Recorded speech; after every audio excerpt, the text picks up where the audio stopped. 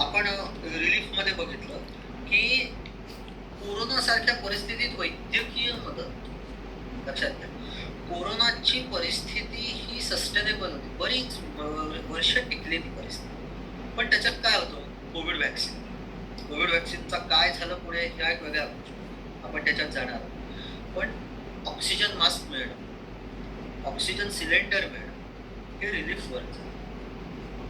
अख्खी कोविड परिस्थिती ही relief work मध्ये नव्हती, पण ऑक्सिजन सिलेंडर मिळालं. ऑक्सिजन सिलेंडर एखाद्या व्यक्तीला मिळाला नाही तर तो व्यक्ती आत्ताच्या आत्ता जाऊ शकतो. सो इन्स्टंट एखाद्या व्यक्तीला ऑक्सिजन सिलेंडर पुरवणं, किंवा कोविड काळामध्ये अशीही उदाहरणं आहेत की असंख्य माणसं मरत होती, त्या मृतदेहांना जायला योग्य जमीन नव्हती, स्मशानभूमी अस्तित्वात नव्हती, स्मशानभूमीमध्ये कोणी जात नव्हतं.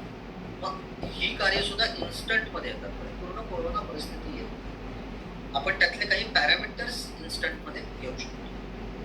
ओके, आता अशा ठिकाणी कुठल्या गोष्टी काम करतात.